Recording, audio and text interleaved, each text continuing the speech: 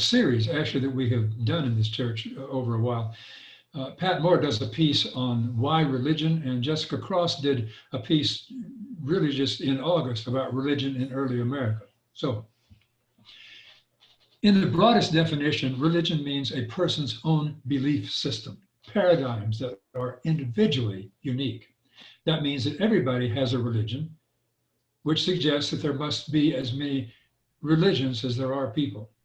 Now, I often give the idea that I'm not religious. Now, my wife doesn't approve of me saying that because by that broad definition, we're all religious because we have our own set of beliefs.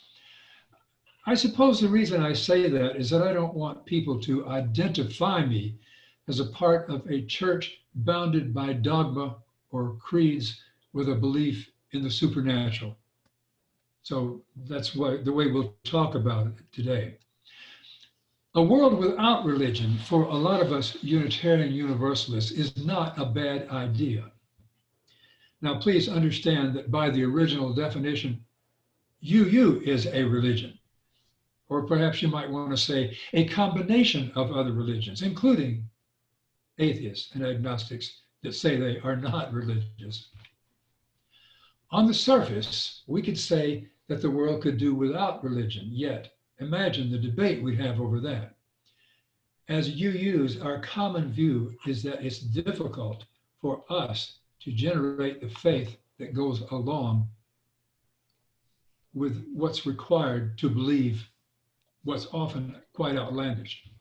Mark Twain has a poignant definition about faith that goes along with organized religion. He says, faith means believing in something that you know really ain't so. He also said, religion was invented when the first con man met the first fool. Well, that's a little over the top, and I don't mean any disrespect, but that's Mark Twain. Let's do a little supposing. A world without religion as we know it, the cathedrals would be gone. The preachers and the big churches and the fancy suits would be gone. There would be no suicide bombers, no religious wars. And on some level, that's a pretty appealing vision. According to one Pew Research poll, the fastest growing religion is none, N-O-N-E, none. European churches are empty, and often the buildings exist only in state-supported settings. So maybe in some places we are leaning toward a world without religion. For many years, I have read philosophy-filled novels. These by Ayn Rand, like Atlas Shrugged, Fountainhead, Anthem. In one of those books, she inferred something like, religion is a passing fancy, we will eventually outgrow it. Maybe she figured that our experiences and our rationale eventually outgrow our need for superstition-based religions. So that's kind of the question of the day. What if we outgrow it, or forsake it, or intellectualize our way around it, or just get tired of it? Well, what then? What indeed would a world without religion be like? Now, here's a spoiler alert. I'm going to end up today, and I'll tell you now, just in case you want to take a nap or get a sandwich or walk the dog. My conclusion is going to be that a world without religion can never happen. There must be something to answer the unanswerable, the gaps in our knowledge or reason that demand to be filled. The God of gaps is what British evolutionary biologist Richard Dawkins says. He says many sophisticated theologians refer to that as evidence of a deity. In most organized religions, one or more entities called God are the ultimate powers, the ultimate reality, the uncaused cause, the being greater than which cannot be imagined. Einstein used the word God to encompass all the things in nature that could not be understood. And following Einstein, my personal definition is that God is the answer to that set of questions for which there are no other answers, such as, what is life? What is death? What is time? What is space?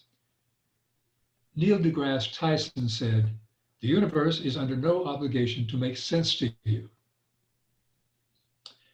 And here's another biggie about time-space thing.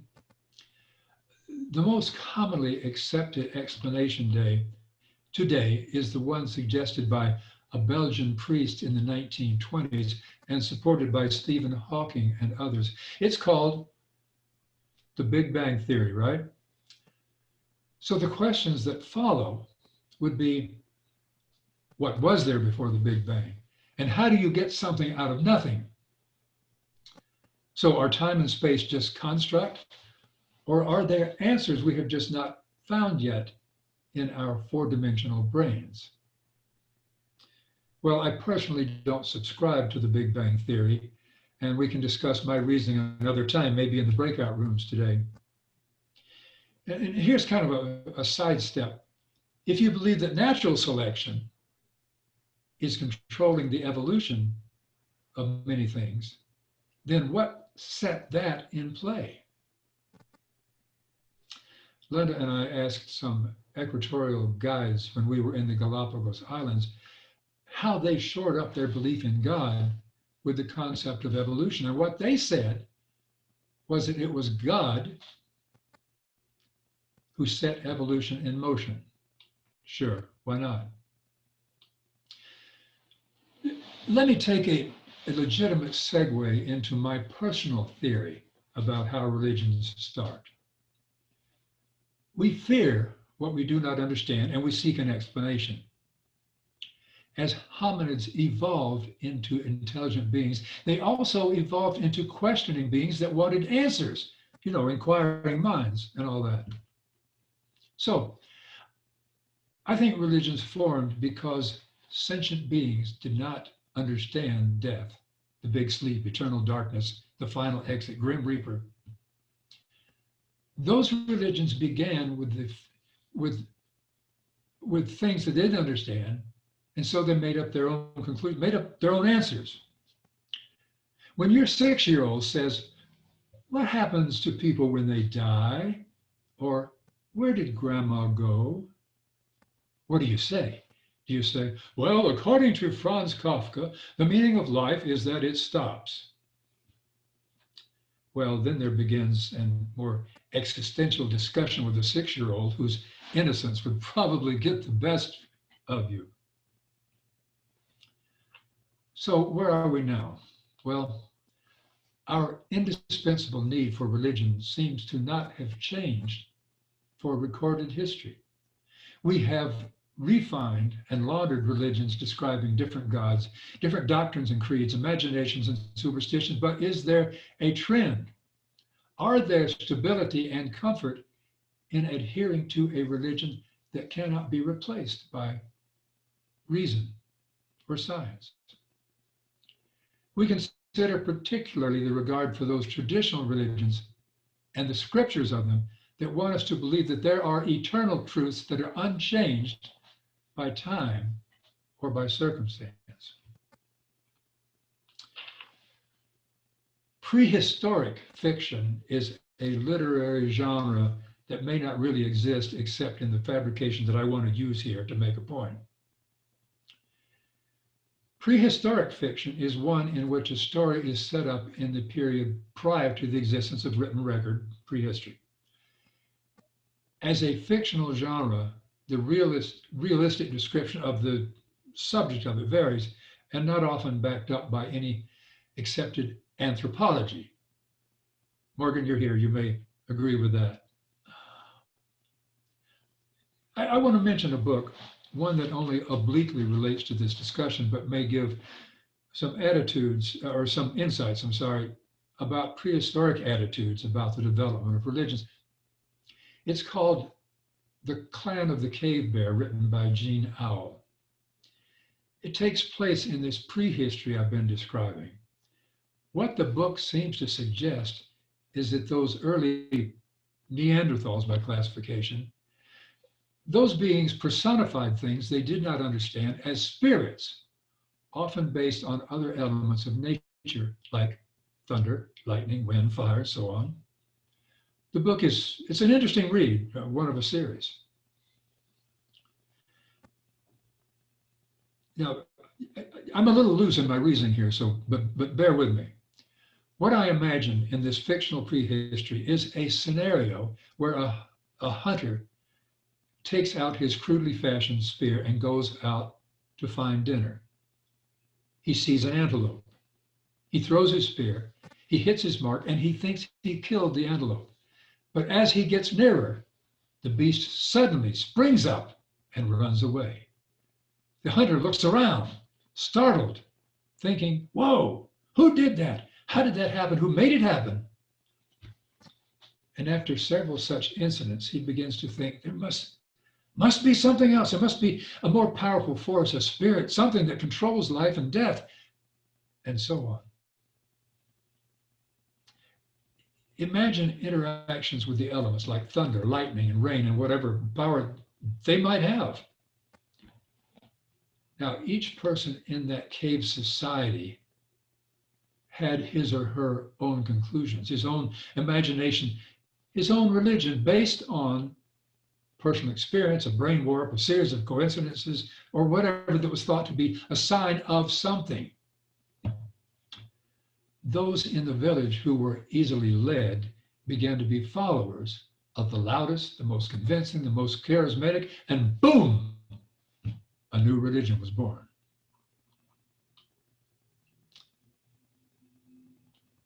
There are things that we will not ever understand. We don't know, for example, which came first, the chicken or the egg. We don't know where Jimmy Hoffa is buried. We don't know whether Adam and Eve had belly buttons. Well, to many Unitarian Universalists, it's okay to leave some questions unanswered, believing that there is no sin in saying, I don't know. Remember that the definition of religion for the purposes of this discussion is belief in something supernatural or mythical. New religions seem to be created every day, and I want to talk just for context here.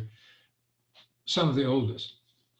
Now, some of the time frames we put on these are just educated guesses, but let's give it a shot. Hinduism, for example, was founded as far back as the 15th century BCE.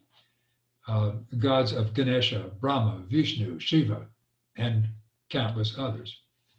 Zoroastrianism, founded as far back as the 15th century BCE. Their only god is Ahura Mazda, named after my car, I suppose.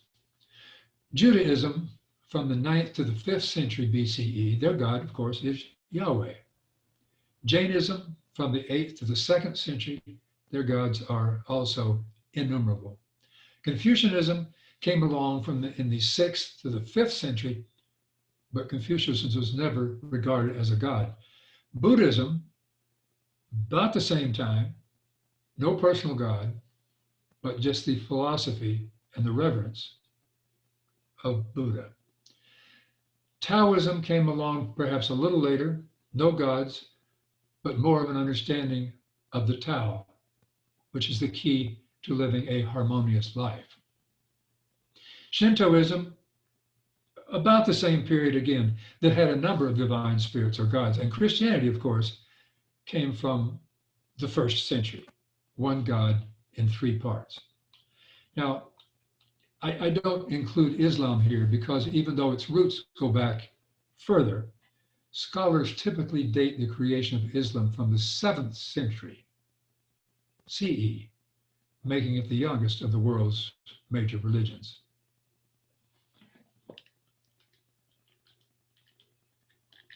Now, a generalization that could be made about these religions is that they tended to explain the natural world through the existence of beings with supernatural powers, gods, ancestral spirits, goblins, fairies.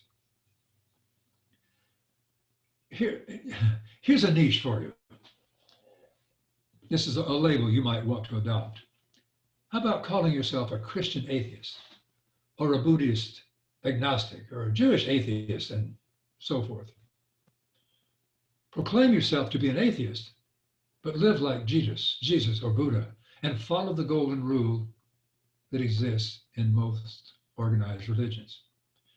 You know, people people here, especially in the South, will often ask the question, are you a Christian? To which I reply, yes, I believe in the teachings of Jesus. You like that idea? You like that response? Now, just for interest here, the golden rule that some people think is probably only from the Bible also is the foundation of many other religions. Buddhism says, for example, do not offend others as you would not want to be offended. Islam says, none of you are true believers until you love for your brother what you love for yourself. Judaism says, what is hateful to you, do not do to your neighbor. This is the whole Torah, all the rest is commentary. I love that line. And Taoism says, regard your neighbor's gain as your own gain, and your neighbor's loss as your own loss. About my third year as a college undergraduate, I became frustrated with not understanding or believing the religion that I was attached to at the time. So I began calling myself an atheist, which lasted for about 5 minutes, until I realized that if there was no God, which defines an atheist, then what was there that contained the answers to things I did not know? And I soon became satisfied with the term agnostic when I found out that I could be someone who simply says, I don't know, and I wouldn't be the only one who felt that way. So I can be an agnostic because the religions of myth and superstition do not make any sense to me, and because science doesn't have all the answers. So in the defined sense, I suppose, agnosticism is my religion. So moving on, and I must take a stand about where we all feel about religions. Here's where I want to take this. There can never be a world without religion. And let me make some reasonable points. First, let me quote from Karl Marx. The quote that translates as, religion is the sigh of the oppressed creature, the heart of the heartless world, and the soul of soulless conditions. It is the opium of the masses. Now, taken in context, Marx is arguing that religion was constructed by people to calm their uncertainty over our role in the universe and in society. In other words, if religion is what you find to comfort you, then why not? Now, second, you could argue that there will never be a world without religion because there will always be questions that only religion can answer or can say they answer. Remember, religions get started by those who cannot find answers, so essentially they make up something. A little harsh, but okay, sorry. Maybe we could find more answers if we didn't have such a finite brain with limited dimensionality. You cannot totally depend on science because there are deeper questions that even science cannot address. Doubtless, we will never outgrow our dependence on, our need for something, someone, God or science, to satisfy the curiosity we have about the ununderstandable.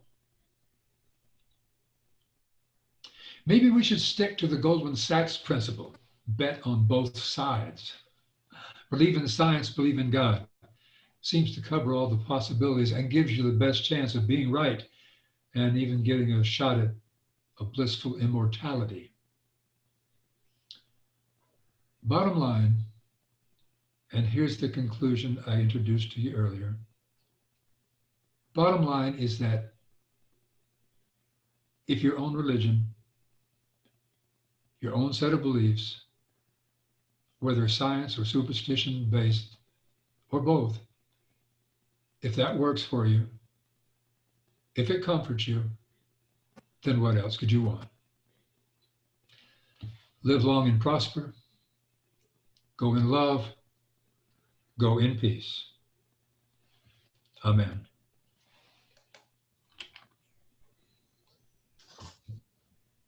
I invite you from your homes to join me in singing our closing hymn, Die Gedanken sind frei. I'll be demonstrating the melody for this German folk song with the first verse in German and invite you to join me for the following verses. Words will be on screen.